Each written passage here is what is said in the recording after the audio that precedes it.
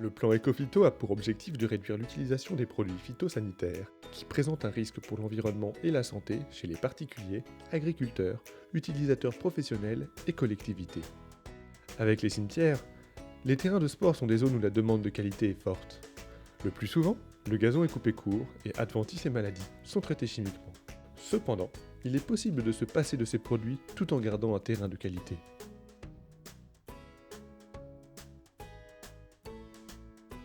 Tous les terrains de foot de la planète, on va retrouver toujours trois problèmes. C'est-à-dire qu'on a toujours un problème d'aération. Le gazon est toujours extrêmement sollicité, que ce soit par les joueurs, que ce soit par des tontes successifs, que ce soit par des passages successifs de tracteurs. Donc à un moment donné, il va falloir assouplir le sol, l'ameublir, le décompacter, l'aérer pour favoriser le développement racinaire et justement permettre au gazon de s'épanouir en surface. Ensuite, on a toujours un problème, je dirais, quand il y a un manque d'air, on va avoir du feutre qui va se mettre suite à des tontes qui se font. On a, je dirais, soit des résidus qui vont mal se dégrader en surface, qui vont pourrir, qui vont donner de la maladie au gazon.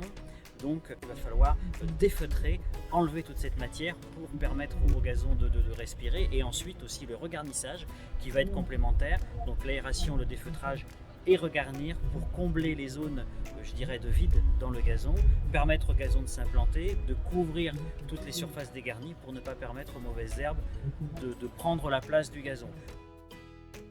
Même si ce ne sont pas des produits miracles, parce qu'on travaille avec le vivant et on travaille avec l'agronomie, mais je dirais c'est un peu une ligne, une tendance qui améliore les choses nettement. À La Chapelle-sur-Erdre, en Loire-Atlantique, le service espace vert est passé graduellement en zéro phyto sur toute sa commune. Et son terrain de sport ne reçoit aucun intrant chimique.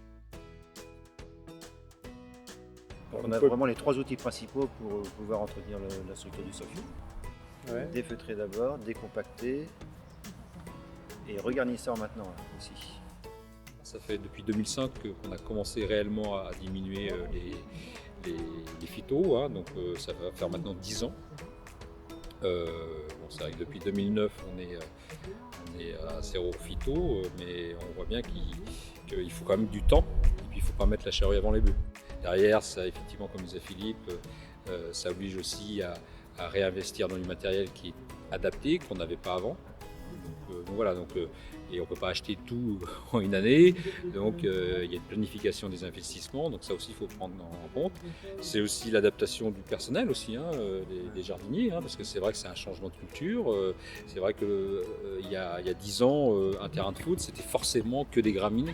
En parallèle, il y a eu aussi le terrain synthétique qui a permis aussi de soulager ce terrain. Hein, donc voilà, parce que c'est vrai qu'à l'hiver, il souffrait quand même pas mal. On s'était même posé la question, je me souviens avec l'adjoint à l'environnement, s'il fallait communiquer avant, en disant voilà, on va changer notre méthode d'entretien, etc. On va passer du chimique à l'organique. Et puis finalement, ils n'ont pas su, on a changé.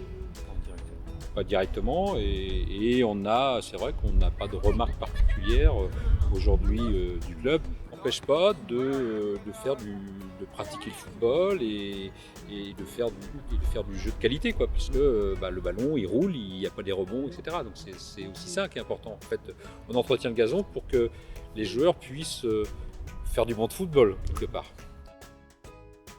Sur ce terrain-là, je pense quand même qu'on passe plus de temps. Mais ce temps-là, on l'a gagné par ailleurs, hein, sur nos méthodes de travail, quoi. Voilà. Et c'est pour ça qu'il faut, à mon avis, il ne faut pas rentrer bille en tête dans un plan de désherbage.